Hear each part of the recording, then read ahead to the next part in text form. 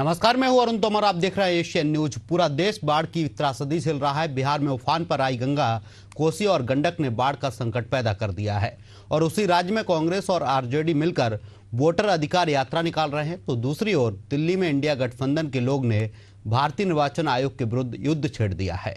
मुख्य निर्वाचन आयुक्त ज्ञानेश कुमार के ज्ञान पर सियासी घमासान बढ़ता ही जा रहा है। आखिर क्यों विपक्ष ने छेड़ दिया है युद्ध ईसी के विरुद्ध, देखिए इस पर खास रिपोर्ट।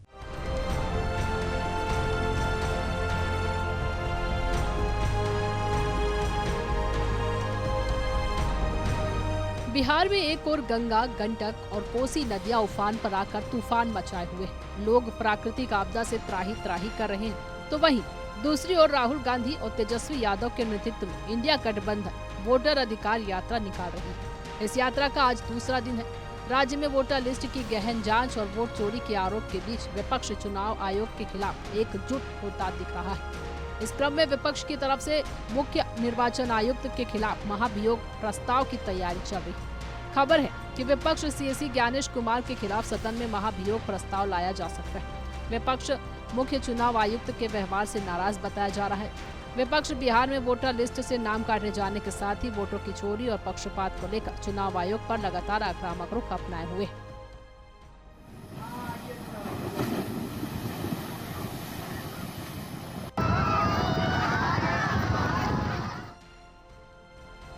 इससे पहले निर्वाचन आयोग पर वोटों की गड़बड़ी का आरोप केंद्रीय मंत्री अनुराग ठाकुर ने लगाया था। उन्होंने उत्तर प्रदेश के रायबरेली और वायनाड को लेकर काफी गंभीर आरोप लगाए थे। इतने दिन बीत जाने के बाद भी निर्वाचन आयोग की ओर से उनको कोई नोटिस नहीं दिया गया। इसके बाद जब ऐसा ही आरोप नेता प्रतिपक्ष राहुल गांधी ने लगाया तो उनको नोटिस तामील कर दिया गया।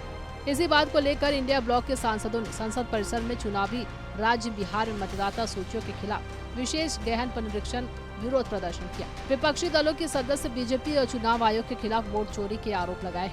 कांग्रेस प्रवक्ता पवन खेड़ा ने चुनाव आयोग की प्रेस कॉन्फ्रेंस पर कहा कि मुख्य चुनाव आयुक्त ने भाजपा से यही अनुरोध क्यों नहीं किया। उन्होंने भी एक प्रेस कॉन्फ्रेंस की थी, लेकिन मुख्य चुनाव आयुक्त बीजेपी के साथ कांग्रेस जैसा व्यवहार क्यों नहीं कर रही। लगता है मुख्य चुनाव आयुक्त द्वारा प्रेस कॉन्फ्रेंस करके इस संवैधानिक पद की गरिमा को कमजोर किया गया है। हालांकि ये वीडियो पुराना है, मगर इसको आज देखना जरूरी है। तो इसी मामले में लोकसभा अध्यक्ष ओम बिरला की प्रतिक्रिया भी कुछ अजब ही दिखाई दी। वायनाड, रायबरेली, डायमंड हार्बर, कन्नौज, मैनपुरी, कोलाथुर विधानसभा, 5 लोकसभा 1 विधानसभा। अब इनमें देखिए किया क्या है। वायनाड में 93,499 डाउटफुल वोटर हैं, जिनमें से 20,438 डुप्लीकेट वोटर हैं, 17,450 फेक एड्रेस के साथ हैं, 4,246 मिक्स्ड हाउस होल्ड है और 51,365 वोटर मास एडिशन में हुए। अब आप नाम देखिए साहब, मैमूना नाम है, बूथ नंबर 135 है और फिर वो 115 पे भी वही है, फिर 152 में भी वही है। विधानसभा 1 है इरानाड, लेकिन पोलिंग बूथ 135, 115, 152 में मैमूना बार बार वोटर बन जाती हैं, लेकिन राहुल जी प्रियंका जी को पता नहीं चलता क्योंकि उनको चुनाव जिताती हैं। 6 लोकसभा क्षेत्रों के आंकड़े भारतीय जनता पार्टी ने कल अपनी प्रेस वार्ता में जारी किए। लोकसभा चुनाव 2024 के आंकड़े रायबरेली, अमेठी, गोल्डन हार्बर, कन्नौज, ऐसे 6 थे और साबित करने की कोशिश की कि इन 6 के 6 लोकसभा क्षेत्रों में फर्जी वोटिंग हुई है, फर्जी वोटर हैं, वोटर लिस्ट गड़बड़ है। धन्यवाद अनुराग ठाकुर जी, पूरा देश आपको भी धन्यवाद दे रहा है। अचानक रुचि आ गई भारतीय जनता पार्टी की ये फेक वोटर लिस्ट में, अभी तक नहीं थी। अभी तक हम बोलते थे तो हमें तो नोटिस दे दिए जाते थे, ट्रोल कर दिया जाता था। आप लोग भी शाम को ट्रोल करते थे स्टूडियो में, हमें कोई बात नहीं। लेकिन अब अचानक बीजेपी को भी इंटरेस्ट आ गया साहब, fake voter list. Rahul Gandhi जब प्रेस वार्ता कर रहे थे 7 अगस्त को, लगभग 2:30 बजे प्रेस वार्ता चल रही थी, 2:30 बजे नोटिस आ गया चुनाव आयोग का, हलफनामा दीजिए। अनुराग ठाकुर को प्रेस कॉन्फ्रेंस करे हुए अब 24 घंटे होने वाले हैं थोड़ी देर में। बताइए नोटिस आया हो तो। नंबर 1, जो हम कह रहे थे एक विधानसभा क्षेत्र महादेवपुरा के लिए उसके आंकड़े लाकर उन आंकड़ों को लाने में हमें 6 महीने लगे, क्योंकि वो प्रिंटेड 7 फुट ऊंची ढेर आपको कागजों का दिखाया, सैकड़ों किलो वजन। एक विधानसभा क्षेत्र महादेवपुरा 6 महीने लगे कांग्रेस पार्टी को, क्योंकि इलेक्ट्रॉनिक वोटर लिस्ट हमें नहीं दी गई। अनुराग ठाकुर बीजेपी के सांसद 6 लोकसभा क्षेत्रों का 6 दिन में सारे आंकड़े उनको मिल गए। बताइए कैसे मिले? हमारा सवाल है, हमारा सवाल चुनाव आयोग से भी है, हमारा सवाल बीजेपी से भी है।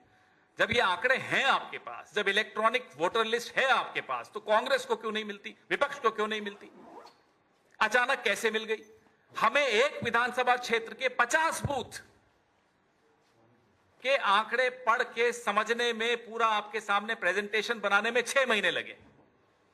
6 दिन में 6 लोकसभा क्षेत्रों के आंकड़े में बार बार दोहरा रहा हूं, क्योंकि बहुत महत्वपूर्ण बिंदु है। इनको कैसे मिले? मतलब है चुनाव आयोग के पास, मतलब बीजेपी के पास है, विपक्ष के लिए नहीं है, जनता के लिए नहीं है, मीडिया के लिए नहीं है, सिर्फ और सिर्फ सत्तारूढ़ दल के लिए। मैं आपसे आग्रह करता हूं कि आप अपनी अपनी सीट पर जाके विराजें।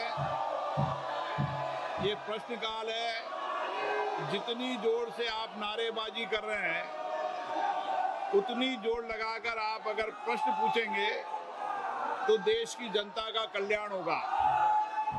और माननीय सदस्यों, मैं आग्रह कर रहा हूं कि आपको जनता ने सरकारी संपत्ति को तोड़ने के लिए नहीं भेजा है। और मैं आपसे आग्रह कर रहा हूं और चेतावनी दे रहा हूं कि किसी भी माननीय सदस्य को ये प्रिविलेज नहीं है कि वह सरकारी संपत्ति को तोड़ने का प्रयास करे। अगर आपने सरकारी संपत्ति को तोड़ने का प्रयास किया तो मुझे कुछ निर्णायक फैसले करने पड़ेंगे और देश की जनता आपको देखेगी। मैं आपको पुल कह रहा हूं, कई विधानसभाओं के अंदर इस तरह की घटना पर माननीय सदस्यों के खिलाफ कार्रवाई हुई है। मैं आपको फिर चेतावनी देता हूं, सरकारी संपत्ति को तोड़ने का प्रयास आप नहीं करें, ये मेरा आपसे आग्रह है।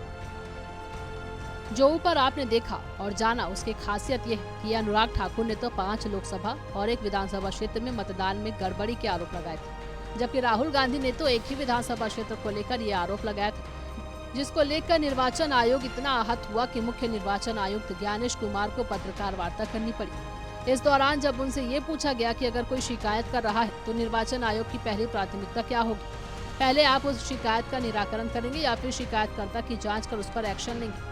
इसके जवाब में निर्वाचन आयुक्त ज्ञानेश कुमार ने गजब का ज्ञान दिया। आपको उनके इस जवाब को भी जरूर सुनना चाहिए। शिकायत के ऊपर जांच क्यों नहीं होती, इस सवाल का जवाब भी देना बनता है। अगर मीडिया में किसी एक व्यक्ति के बारे में शिकायत आ जाए तो चुनाव आयोग कहता है कि नियम में तो नहीं है लेकिन कर लेनी चाहिए। वो सीईओ को बोलता है, या सीईओ कई बार चीफ इलेक्टोरल ऑफिसर स्वतः संज्ञान ले लेते हैं, डीएम स्वतः संज्ञान ले लेते हैं और जांच कर लेते हैं। लेकिन अगर आरोप 1.5 लाख मतदाताओं का हो तो क्या बिना किसी सबूत के, बिना किसी हलफनामे के 1.5 लाख मतदाताओं को नोटिस जारी कर दिया जाए?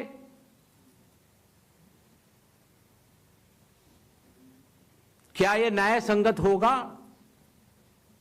कानून में न प्रावधान है, न कोई शपथ पत्र है, न कोई एविडेंस है, न कोई सबूत है, तो क्या 1.5 लाख नोटिस जारी करके उन मतदाताओं को एसडीएम के दफ्तर में बुलाया जाए और यह कहा जाए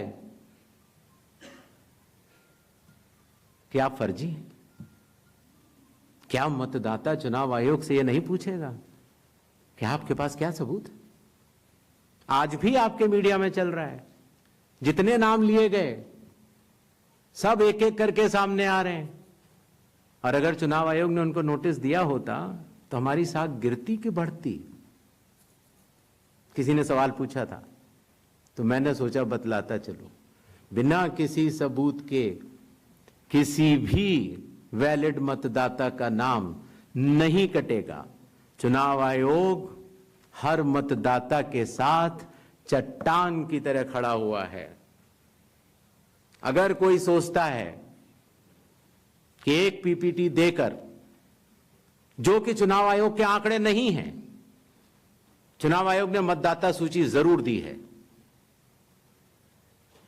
लेकिन पीपीटी में गलत तरीके से एनालाइज करना, गलत आंकड़े देना और यह कहना कि पोलिंग ऑफिसर ने कहा है कि इस महिला ने 2 बार वोट दिया है, इतने संगीन विषयों पर बिना हलफनामे के चुनाव आयोग को काम नहीं करना चाहिए। ये संविधान और कानून दोनों से विरुद्ध में हो। एक और राहुल गांधी बिहार में वोटर अधिकार यात्रा कर रहे हैं, तो वहीं दूसरी ओर अखिल भारतीय कांग्रेस पार्टी के अध्यक्ष मल्लिकार्जुन खड़गे के मार्गदर्शन में पूरा विपक्ष एकजुट हो रहा है और ये लोग मुख्य निर्वाचन आयुक्त ज्ञानेश कुमार पर महाभियोग लाने की तैयारी कर रहे हैं। उधर दिल्ली में नरेंद्र मोदी सरकार पर भी संकट लगातार गहराता जा रहा है। वैसे तो इस सरकार का कार्यकाल 2029 में समाप्त होगा, मगर समझने वाली बात यह है कि इस बार दिल्ली में भाजपा की नहीं, एनडीए गठबंधन की सरकार है और इस महाभियोग के दौरान अगर किसी भी दल के साथ अगर इंडिया गठबंधन को मिल गया तो फिर ज्ञानेश कुमार की कुर्सी खतरे में पड़ जाएगी। भीतर की खबर यह है कि राहुल गांधी चंद्रबाबू नायडू के टच में, तभी तो इंडिया गठबंधन संसद के परिषद में प्रदर्शन कर रहा है।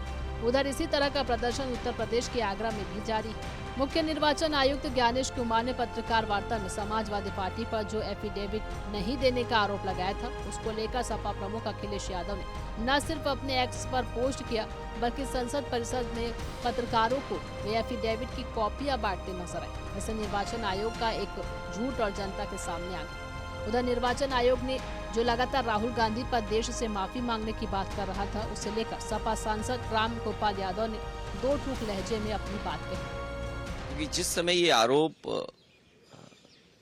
इलेक्शन कमीशन पर समाजवादी पार्टी ने लगाया था, और देखिए सोचने की बात यह है कि ये जानबूझ करके पिछड़ों का वोट काटते हैं, जिसमें भिन्न समाज, मौर्य समाज, पाल समाज, बघेल, राठौर, और शो ये करते हैं आप लोगों के माध्यम से कि पिछड़ा वोट मिल रहा है, पिछड़ों का वोट काट देते हैं, लिस्ट से चुनाव जीत लेते हैं, और फिर ये शो आप लोगों के माध्यम से ये कराते हैं कि नहीं पिछड़ा वोट उन्हें मिल रहा है। सच्चाई है कि उनका वोट डिलीट हो रहा है। और वो मैं इसलिए इलेक्शन कमीशन की बात आई है तो मैं आपके सामने बाकायदा कागज के साथ बात करना चाहता हूँ। बचने की कोशिश में इधर उधर की बात करते हैं। ये दुनिया जान रही है, हिंदुस्तान के सारे लोग जान रहे हैं कि इलेक्शन कमीशन की जो लिस्ट है उसमें बहुत बड़ी गड़बड़ियां हैं। तो कायदे से तो इलेक्शन कमीशन को देश के सामने ये कहना चाहिए कि ये सब सही है, और सही नहीं है तो हम उसको करेक्ट करेंगे। लेकिन केवल कि जिसने कह दिया कि ये गलत है वो एफिडेविट दे, अरे आदमी खड़े हुए हैं। प्रधानमंत्री नरेंद्र मोदी जिन नेताओं पर भरोसा किए बैठे हैं, उनमें नीतीश कुमार और चंद्रबाबू नायडू ऐसे नेता हैं जो कब पलटी मार जाएंगे खुद उनको भी नहीं पता रहता। ये दोनों नेता इसी बात के लिए जाने जाते हैं। भाजपा सांसद संबित पात्रा ने कहा कि जो राजनीतिक दल राम मंदिर फैसले के बाद जजों को गाली दे सकता है, जो भारतीय सेना को नहीं छोड़ सकता, जो भारतीय सेना प्रमुख को गली का गुंडा कह सकता है, जिस तरह से चुनाव आयोग को गाली दी जा रही है, शब्दों का इस्तेमाल किया जा रहा है, उससे एक ही बात पता चलती है कि सभी संवैधानिक संस्थाओं की अपनी सीमाएं होती है। हर एक की अपनी सीमा होती है। हर संवैधानिक संस्था अपनी दूसरी संवैधानिक संस्था का सम्मान करती है। हमारे भी मतभेद हो सकते थे, हमारे भी अतीत में मतभेद थे, लेकिन हमने कभी ऐसे शब्दों का इस्तेमाल नहीं किया जो अशोभनीय हो। अशोभनीय शब्दों का इस्तेमाल जिस तरह का हमला वह कर रहे हैं, उससे न कहीं यह पता चलता है कि राहुल गांधी और कांग्रेस पार्टी हताश है। उनका एक ही लक्ष्य है, हमें किसी भी कीमत पर सत्ता चाहिए। अगर हमारे परिवार को सत्ता नहीं मिली तो हम किसी को भी बीच सड़क पर घसीट लेंगे और उसके खिलाफ बकवास करेंगे, उसे गाली देंगे, और हमें किसी भी कीमत पर सत्ता चाहिए, लेकिन जनता सब समझती है। कांग्रेस के वोट चोरी के वार पर एनडीए के नेताओं का पलटवार भी सामने आने लगा है। इस मामले में किसने क्या कहा, ये जानना बेहद दिलचस्प होगा। देखिए, ऐसी कौन सी संस्था है जिसके खिलाफ विपक्ष खड़ी नहीं हुई है? हिंदुस्तान की कौन सी संस्था है जो पॉलिटिकल पार्टी सुप्रीम कोर्ट के खिलाफ बोल सकती है, जो पॉलिटिकल पार्टी राम मंदिर के जजमेंट के पश्चात जजेस को गाली दे सकती है, जो पॉलिटिकल पार्टी इंडिया के आर्मी को छोड़ नहीं सकती है, इंडिया के आर्मी के चीफ को सड़क का गुंडा करार दे सकती है, तो स्वाभाविक रूप से आप बताइए कि इलेक्शन कमीशन के लिए भी आज जिन शब्दों का प्रयोग किया जा रहा है, पार्लियामेंट के बाहर खड़े होकर जिस प्रकार से इलेक्शन कमीशन को गाली दी जा रही है, सड़कों पर इलेक्शन कमीशन को गाली दी जा रही है, और जिन शब्दों का प्रयोग किया जा रहा है, एक ही चीज दिखा रहा है कि संवैधानिक संस्थाएं, सबकी अपनी अपनी मर्यादा होती है, सबका अपना अपना बाउंड्री होता है, और एक संवैधानिक संस्था दूसरी संवैधानिक संस्था का हमेशा आदर करती है। हमारे भी डिफरेंसेस हो सकते थे, पुराने हमारे भी डिफरेंसेस थे, मगर हमने कभी भी ऐसे शब्दों का प्रयोग नहीं किया जो अमर्यादित हो, जो मर्यादा से बाहर हो। अमर्यादित शब्दों का प्रयोग करना और जिस प्रकार के आक्रमण को वो कर रहे हैं, ये कहीं न कहीं दिखाता है कि राहुल गांधी और कांग्रेस पार्टी फ्रस्ट्रेशन में है और उनका एक ही ध्येय है, किसी भी कीमत पे हमें सत्ता मिलना चाहिए। यदि हमारे परिवार को सत्ता नहीं मिलता है तो हम किसी को भी खींच के सड़क के बीच में लाएंगे, उसके विरुद्ध अनर्गल बोलेंगे, उसको गाली करेंगे, और किसी भी कीमत पर हमें सत्ता चाहिए। मगर जनता जनार्दन है, सब समझती है। सिर्फ हंगामा आपको खड़ा करना है, एक अविश्वास का माहौल खड़ा करना है, अराजकता का माहौल आपको खड़ा करना है। भाई आप संवैधानिक संस्थाओं पे आप विश्वास नहीं कीजिएगा, न्यायिक प्रणाली पे आप विश्वास नहीं कीजिएगा, संवैधानिक पदों पे बैठे हुए व्यक्तियों पे आप भरोसा नहीं कीजिएगा। इन्होंने हर वो व्यक्ति, हर वो संस्था जिन्होंने देश हित में फैसले लेने का काम किया, देश हित में उन्होंने निर्णय लिए, उन्होंने प्रक्रियाएं शुरू कराई, इन्होंने हर उस व्यक्ति, हर उस संस्था को नकारने का काम किया। आज जिस उपराष्ट्रपति को लेकर इनके दिल दर्द जो इनके दिल में उठता है, ये वही हैं जिनके यहीं मकर द्वार पे, जिनका मजाक ये लोग उड़ाते थे, जिनकी मिमिक्री ये लोग करने का काम करते थे। आज चुनाव आयोग के ऊपर आप सवाल खड़े कर रहे हैं, ये वही चुनाव आयोग है जिनके नेतृत्व में चुनाव हुए हैं और कांग्रेस लंबे समय तक सत्ता में रही है, केंद्र में हो, राज्यों में हो। भाई जिस दिन आप पूरा पावर पॉइंट प्रेजेंटेशन आप अपना कर रहे थे और आप कर्नाटका का जिक्र कर रहे थे, अगर आपको याद ना हो तो कर्नाटका में आप ही की सरकार है, और जिनकी धांधली आप दिखा रहे थे, इन्हीं वोटरों ने चुन के आपकी सरकार को वहां पे बनाया। आप अपनी भी सरकार के ऊपर आप सवाल खड़ा कर देते हैं। हकीकत है चुनाव आयोग एक स्वतंत्र संवैधानिक संस्था है। आप क्यों गए थे इनके पास शिकायत करने? आप ही गए थे ना लोकसभा के बाद महाराष्ट्र, तो अभी तक आप लोग हम लोग को सुनाते हैं कि भैया वोटर लिस्ट में धांधली की वजह से हम लोग चुनाव जीते हैं, जबकि उसी समय झारखंड में चुनाव होता है, वो आप लोग जीत जाते हैं, तो उसके ऊपर सवाल नहीं उठता है। और अगर इतनी ही शिकायत है, बिहार में यात्रा पे निकले हैं ये दोनों लोग, अगर ये दो लोग, अगर इतनी ही चिंता है और अगर इतनी ही धांधली हुई है और अगर आपके पास इतने ही पावर पॉइंट प्रेजेंटेशन जो आप कर रहे हैं, तो एक बार एक ऑफिशियल एक अपील तो डालिए, वहां पे आपत्ति तो दर्ज कराइए। आप सिर्फ हंगामा करेंगे, बट जब आपत्ति दर्ज कराने की बात आएगी तो आप भाग जाएंगे। जब वही चुनाव आयोग आपको उसको वैलिडेट करने की बात करेगा, ऑथेंटिकेट करने की बात करेगा, एफिडेविट करने की बात करेगा, तो फिर आप भाग जाएंगे।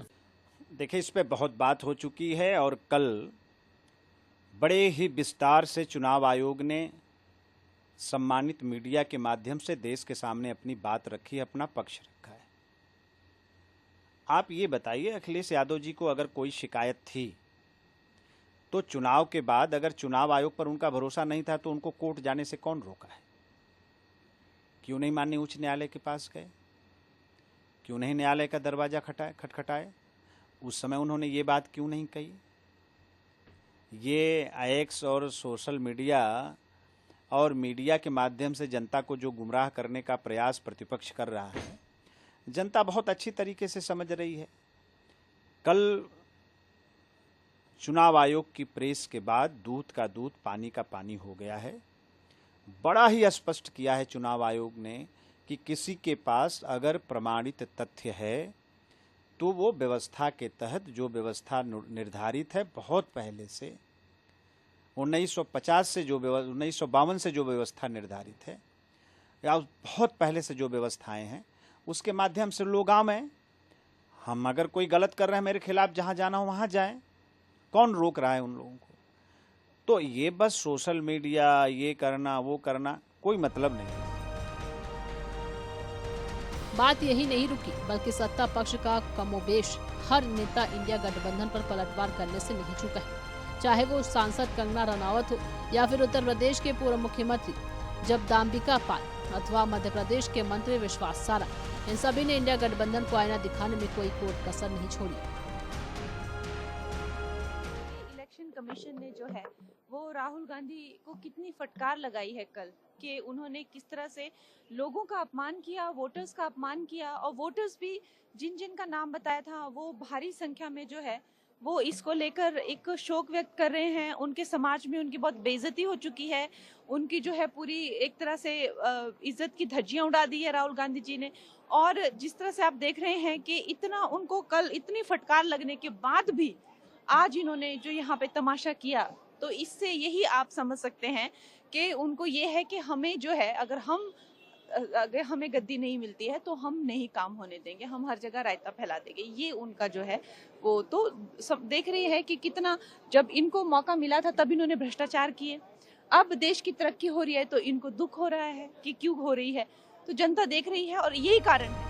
साल 2024 में जब से लोकसभा का चुनाव हुआ तब से पूरा विपक्ष वोटिंग मशीन और लंबी प्रक्रिया को लेकर सवाल उठाता आ रहा है। विपक्ष अब इस मामले को खींचता हुआ वोट चोरी तक ले आया, तो वहीं सत्ता पक्ष लगातार सफाई दे रहा है।